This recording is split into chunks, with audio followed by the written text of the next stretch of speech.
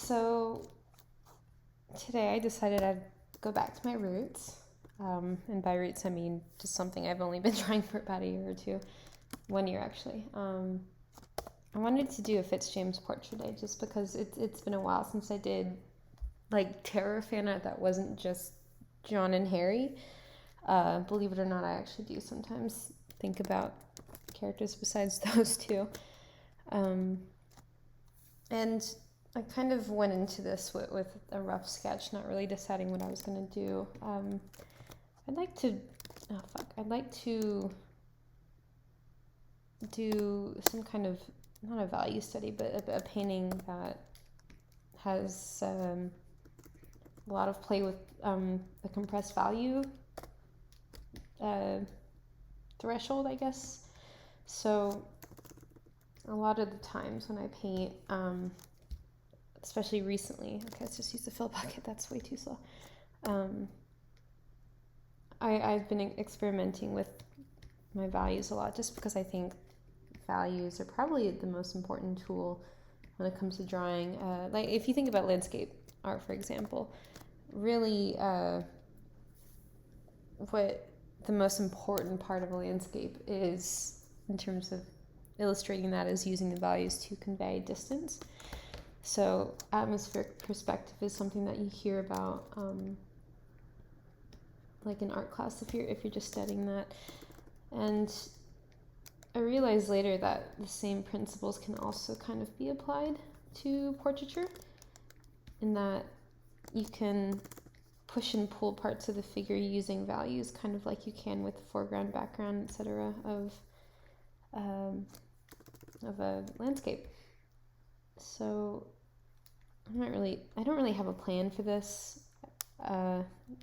Sometimes I'll go into a sketch knowing what kind of lighting situation it's going to be in, knowing where the source is, what kind of lighting, the color, the environment, if I have an idea of what environment the figure is in. But I think in this case, I'm just going to wing it. That's not, well, we'll see how it turns out. I'm not going to discount that just yet. But I think this is also a fun opportunity to keep playing around with these brushes and see what kind of effects I can create with those. I recently acquired these new brushes. So let's see, I'm using Rutkowski. I forget his first name. I could probably link these later, but these free brushes that I got off of Gumroad just to try them out, and I actually really like them so much I think I'm going to go back and purchase some of the paid for oil brushes that this developer put together and made available for us artists. And this isn't to say that brushes are the most important part of making a portrait, but I think that it brings a lot of how would you say it? Just something new to play around with when you're drawing. So instead of having to work on your anatomy, your figures, having to fill your mind with practicing those attributes, maybe brushes are just another, or rather the one avenue you have to experiment a little bit and not get too bogged down in the technical parts of creating an illustration. Okay, like I said, I have no fucking idea what I'm doing here, so we're just gonna play around with it.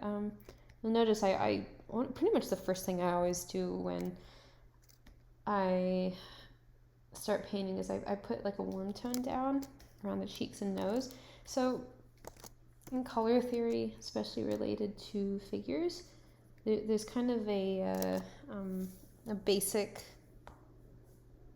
rule of thumb that the mid-tones here in the face are going to be warmer toned, and then especially with men towards the bottom it's going to be like grayer, cooler tone like that, and then sometimes on top it's kind of something in something in between,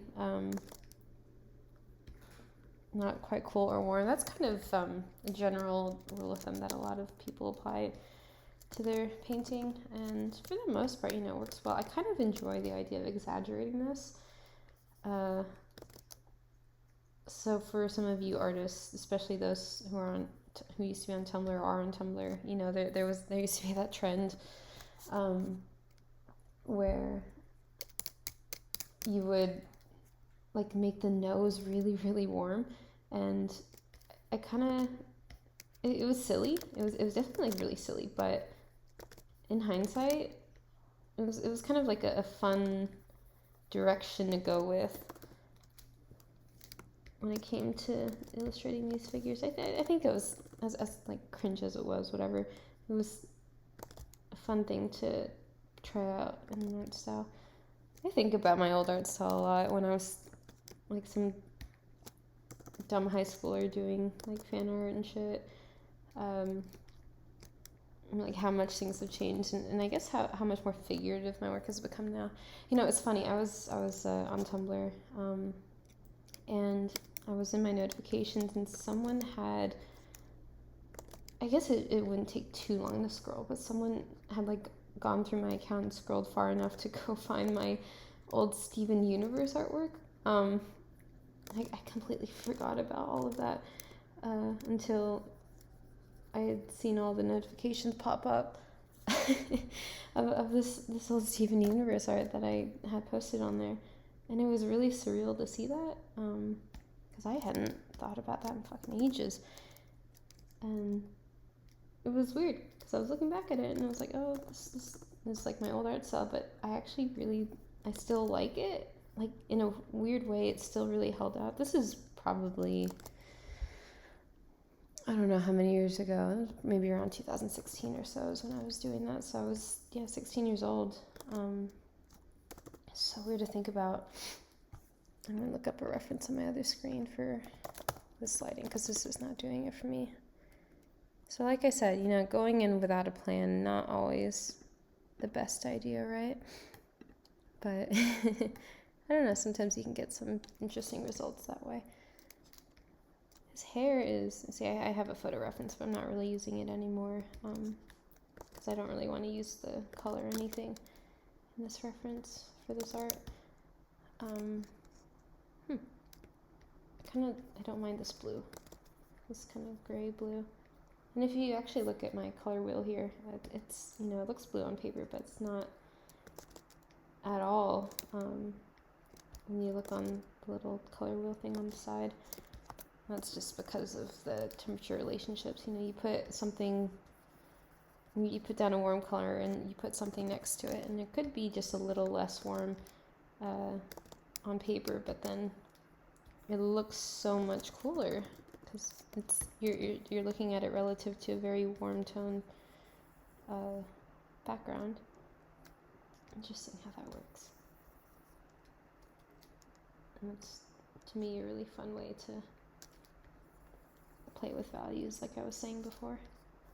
God, the one thing I hate the most about doing tarot fan art is their freaking hats. I don't know why, but I've always had so much trouble with their hats. I've never been good at drawing those. I don't know what kind of hat it is, but I mean, they're cool, don't get me wrong, but they're really tricky. So see, what I'm doing here is like the value, even just on the other side of his lapels, I'm making it lighter than the front because I want it to recede a little bit, relatively. And I think that's an effective way to do that. There's something off about the color here. It's too warm. I mean, they are in the Arctic. They're probably getting frostbite as hell on their faces, but maybe I don't want to take it that far.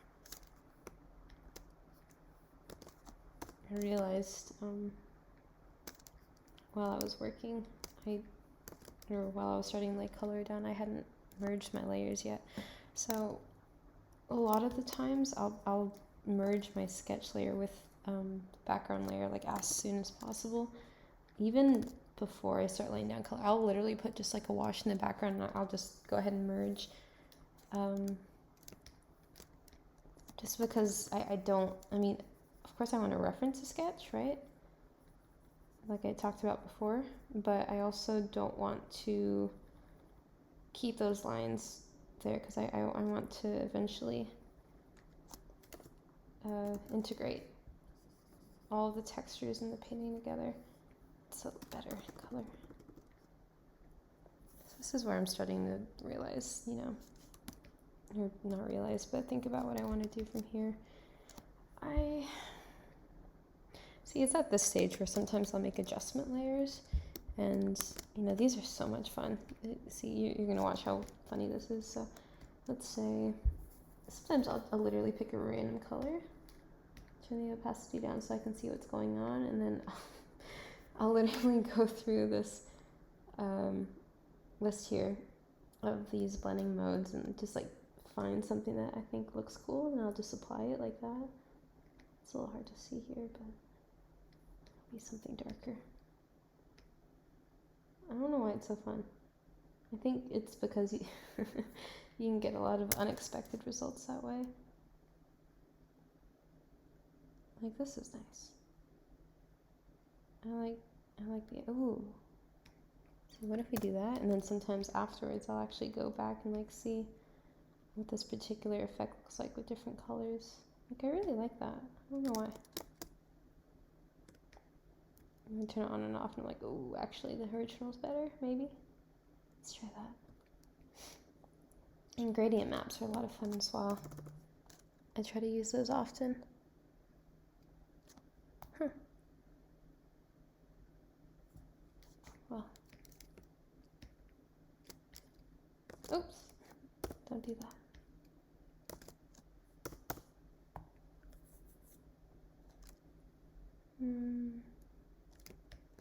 So I got a text and I'm a little frazzled now. It's all good though.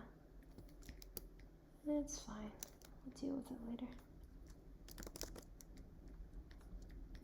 I think value is the most difficult to me when I'm doing areas that are a lot lighter. Like if the local color is white, like this little color here, I don't really want that to stand out too much. So I'm gonna tone that down a lot, I think. Bring the shadow down. I think I'm also just trying to get used to these brushes. Actually, I'm gonna answer this real quick.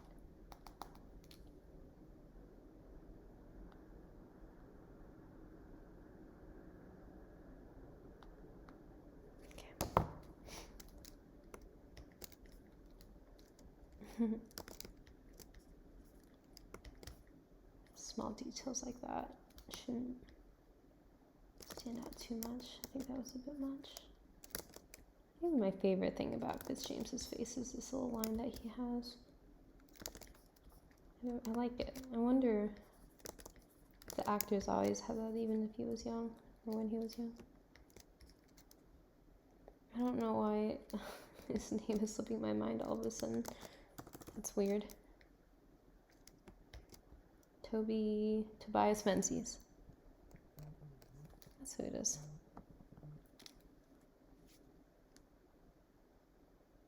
Let's see. God, mouths are hard. Mouths are really hard to draw. It used to be that I thought noses were the most difficult part, but like now I've kind of gotten those down, and I'm realizing, oh shit, I have to really practice how I draw my noses. Or sorry, my mouth. Especially from the side. I don't know what it is. No idea. He looks kind of sad, doesn't he? Cheer up, guy. This is a shipwreck. Imagine dying in the Arctic. How insane would that be? It's a bad way to go.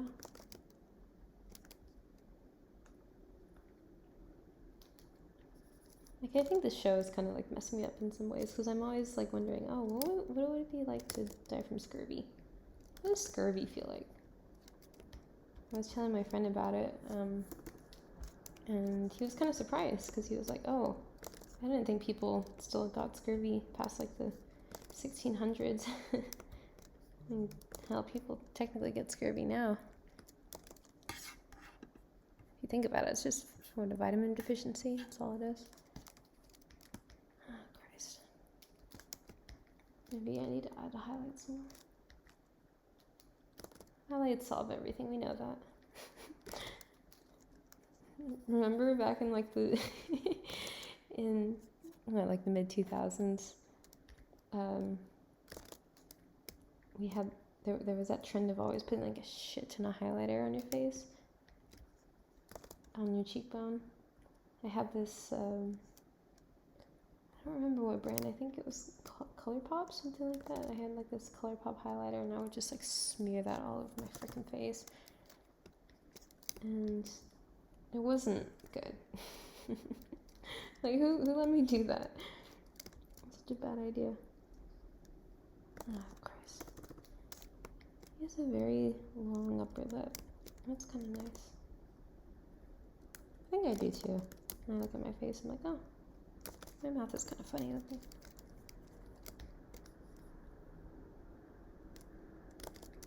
I'm not really sure where this is going to go.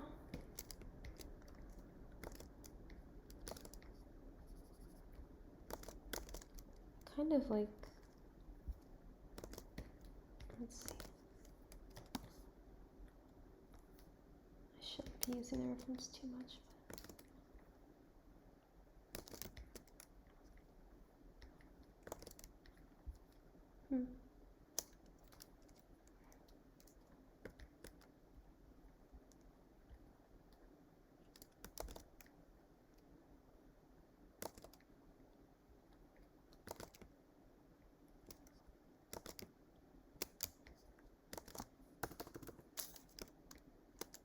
Hope I'm not being too quiet. It's been a long day. I think I'm getting sleepy. I haven't been sleeping that much lately. Not for any bad reasons. Just I feel like there's just so much to do in a day, and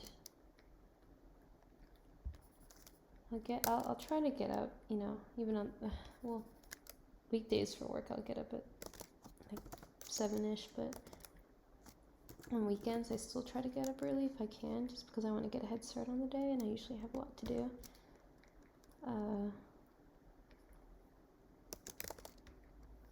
But then even if I wake up early, I still don't go to sleep until around 1 a.m. just because I don't want to stop being productive. It's like an impulse, I guess. Because sometimes I'll be like just sitting in bed and I'm like, oh, there's like this or that I could be doing. Or like sometimes I'll actually have work to do that I just couldn't get around to finishing. This freaking hat. I don't know what these hats are called. I like them, but I don't like drawing them.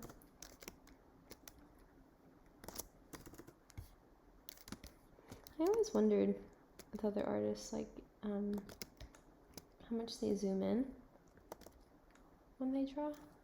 Because I wonder, like, maybe some people, like, zoom in really closely when they're painting up close to the face like this and paint like that. Or, you know, if other people are like me and they usually kind of, like, keep it at a distance when they draw. Personally, and you know, this is going to work for everyone, but personally I think it's better to zoom out as much as you can, just because it's kind of like in figure drawing when you're stepping back to look at your work and your values and make sure that everything's tied together, because that's a very, very important thing to do when you're doing figure drawing. I think that can apply to digital art as well, even though everything is just kind of close together on a computer screen. I think it's still something that we should all do.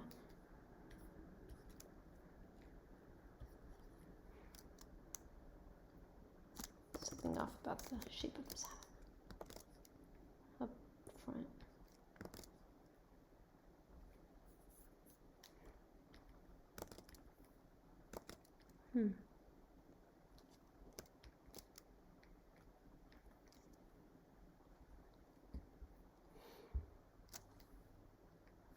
Let's put him away.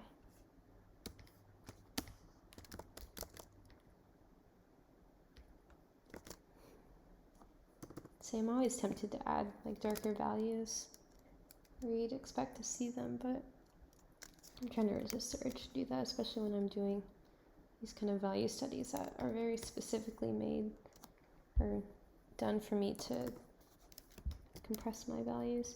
It's tempting, it's hard not to. It's like even for the back here, I don't want to.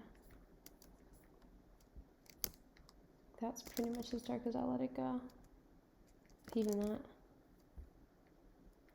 It's pretty amazing how much such a slight color difference can change an image, and change a part of an image.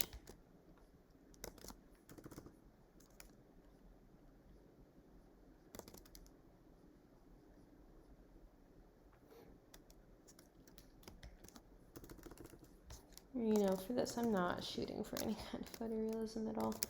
That's really not my goal.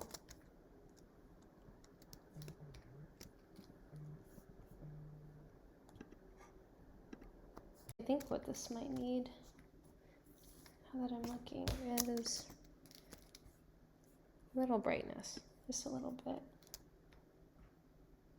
Just so that you can actually kind of see what I'm doing, while still maintaining those compressed values.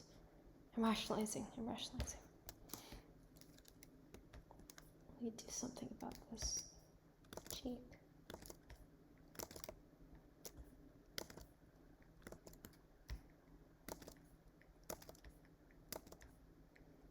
One thing I will say about these brushes is they're a little hard to control, which is good and bad. It's good when there's a certain way you want your brush to move, but it's bad in that. No, I got that mixed up. It's bad if there's a certain place that you want to move your brush, but then it's really great, especially for filling in large areas when you want kind of a randomized texture. I'm actually going to switch over to one of the Kyle Webster brushes that comes with this. Photoshop brushes have really come a long way, especially when they brought Kyle onto the team. I don't know if he's like some kind of contractor or something, but damn, does it make good brushes. Some of them have kind of a, like this one, almost like a weird too artificial blending effect, but kind of am able to play that to work well with what I want to do without it looking too juvenile. I don't really know what I'm going to do with his eye here.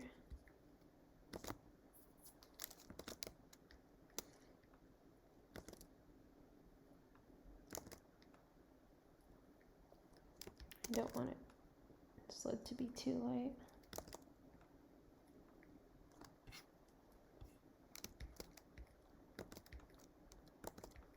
This is fun.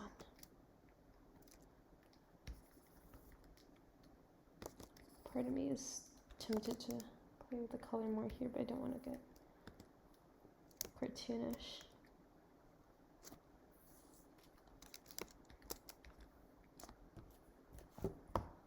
Such an interesting face. I mean that in a good way, not in the way that you call something interesting when you say you don't like it, but you want to be nice. I think I'm guilty of that.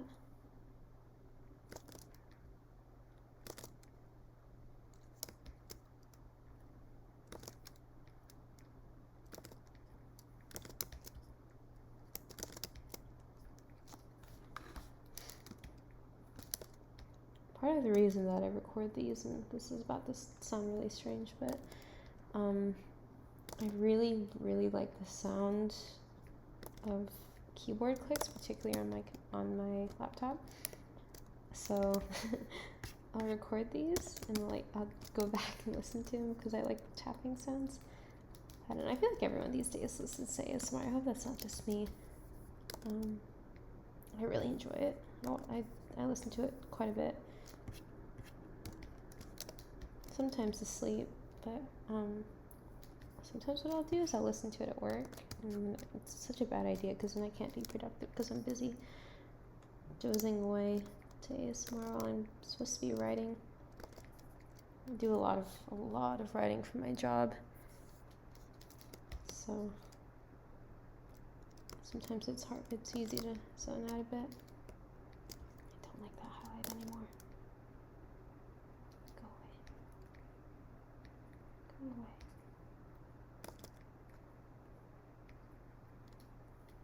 Maybe I'll add kind of a drastically different temperature with that highlight. I say drastic and I do like a very, very subtle move.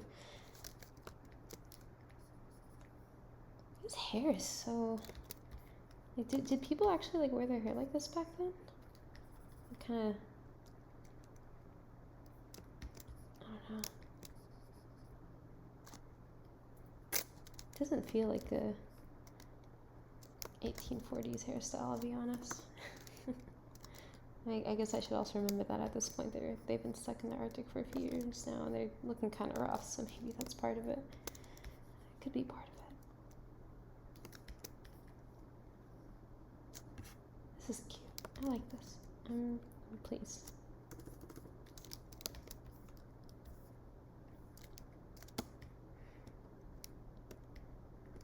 I'd like to do some kind of effect, play around with some part of the color, some subtle part of the color. Sometimes what I'll do is I'll select the edges and I'll kind of, oh, I like that a lot. Not so much. See what I mean? This hue bar is so fun to work with. So what I'll do sometimes is I'll go to select and color range, and I'll play with the hues a little bit. Like I'll select it, make a new layer out of it, and then do something with those hues.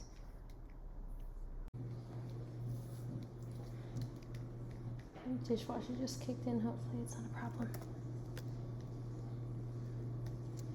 Maybe instead of red, wait, I'm cooking something.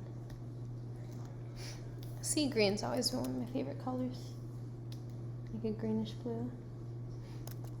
I've always thought that was pretty. And when I do adjustment layers like this, I usually don't just leave it on a separate layer. I always end up merging it as soon as possible. Otherwise, things will you can't really blend them together as much.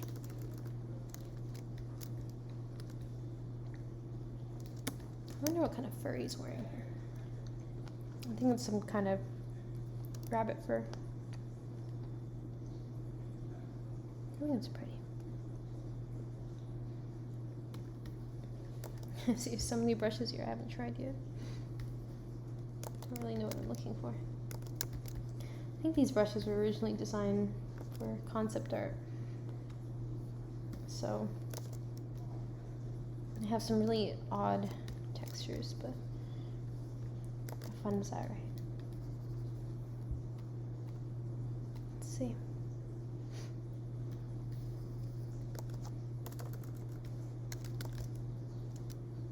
I want to convey that fur texture without going overboard.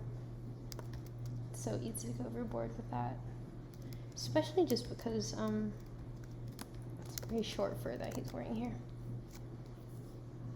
Now I'm wondering if I went too far with the blue, or on the contrary, I just kind of take that and run with it and maybe add some subsurface scattering. Look at that, I'm using big words. Which I think always is a good cheat to add a little more interest to your drawings, but it's not easy to do. Let's use it sparingly. It's almost, if you exaggerate it well, you know, as in it's not realistic, but it's still well done. It almost looks like there's light coming from inside the figure, which I think is such a beautiful effect. It's something I also want to play around with more as I work.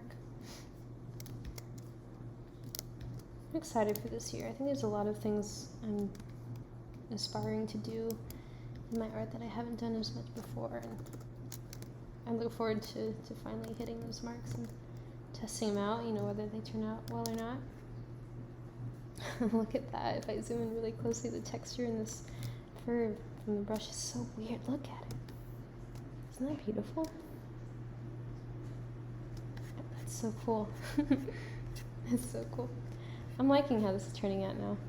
It's like it's clicked all of a sudden. I really enjoy this. I'm going to crop the top down a bit. Just a little. I think, I can't remember, but in this scene, in this little reference I took, I think he's actually talking to Crozier. I think it's from that scene when they go out to Victory Point to amend the note that was left earlier. How cool is it that we have that note? That we were able to find that a long time ago. Sometime last year I made a shirt that was made with graphic elements from that Victory Point note. It's still one of my favorite shirts because I thought it was really fun. That was cool.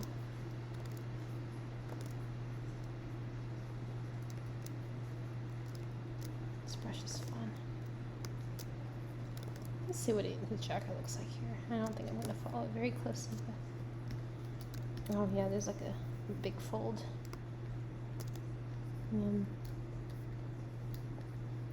Just loosely reference.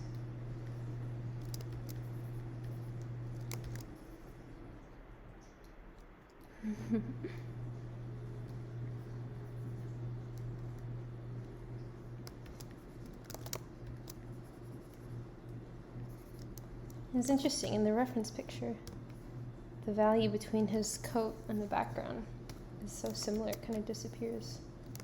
Maybe I can imitate some of that here. Just a bit.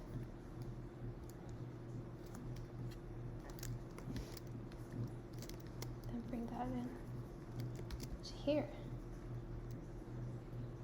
Not bad. It's not bad.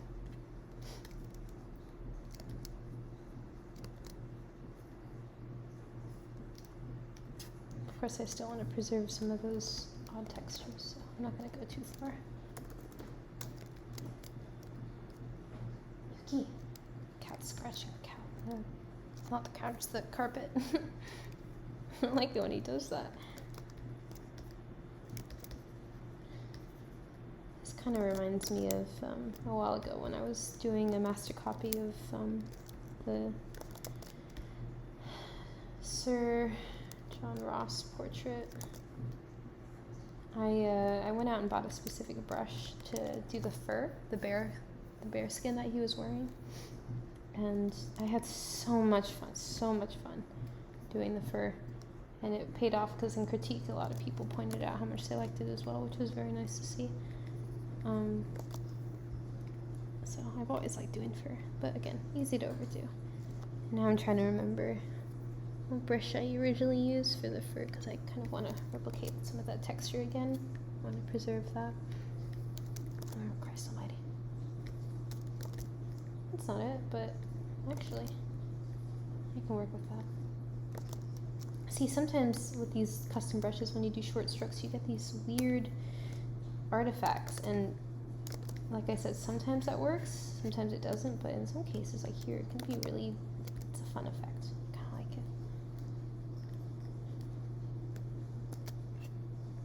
Really like that blue. I'm very pleased with the blue. I want to do something more interesting with this jacket.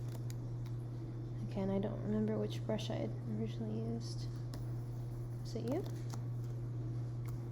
Who was it? This is funny. You know how when you're making a new file and you just like keyboard smash, it looks like he did that when naming one of his brushes. See, all artists are the same. We're all one and the same.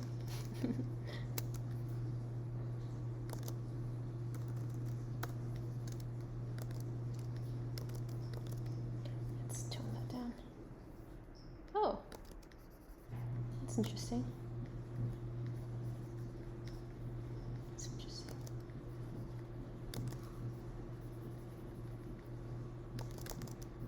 It's a bit much, but I don't hate it.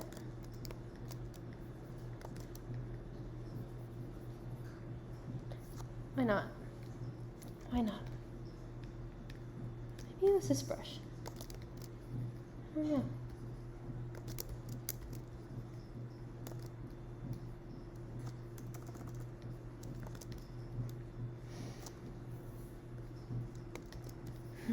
Please. I'm really pleased. I might stop here. Oh, no. I'm missing a whole section here. See, this is what happens. I don't pay attention to the entirety of the image. I always stray a little bit, and then I end up posting it, and then afterwards I see a trillion mistakes. I'm like, oh my god, how did I not notice that before? It's funny how that happens. Maybe it's ADHD. Who knows? Still not fully convinced if I have it or not, but everyone says I do. Thanks.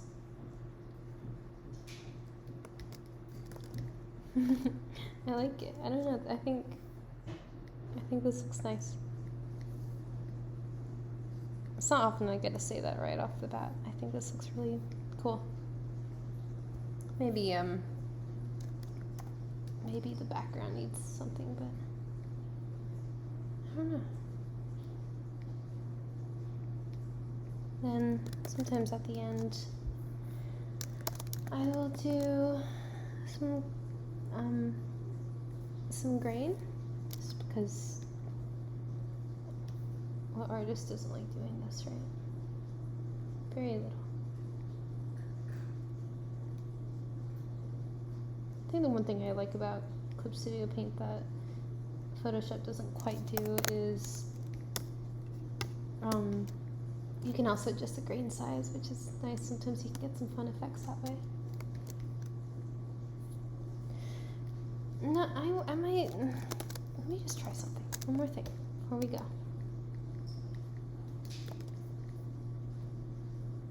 I don't know if this is smart. I want to do something with my edges. Just very subtle, but it's not like an outline, but at the same time, blending things out a bit.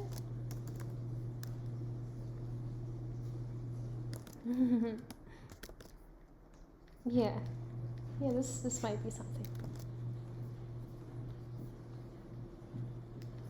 Maybe too much.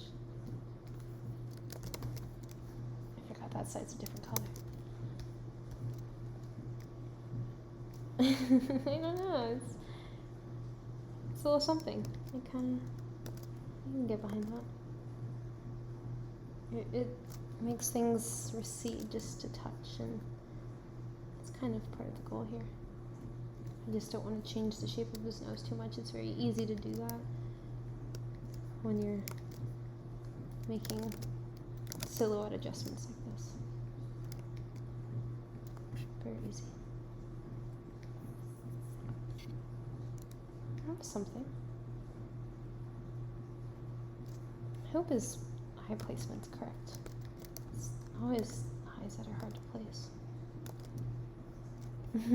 What if I gave him really big eyelashes? I just realized these edges that I'm doing are taking out some of that, how do you say it, noise. I could probably add that back in very, very roughly. Filters, I love filters. It worked, it did something. I think I can stop there. I think this is, nope. One more thing. Notice I'm completely avoiding doing anything to the hair. It's the worst part, easily.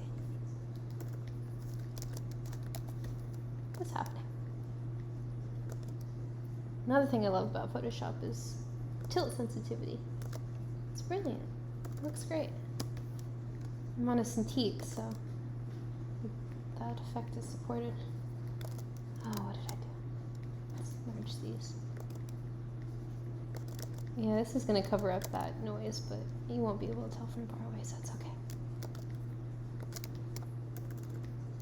You can't tell. You didn't see anything.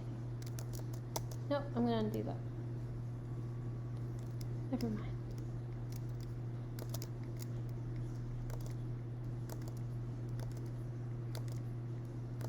And just, I might call it a day. I think I'm pleased with this. I'm happy with that.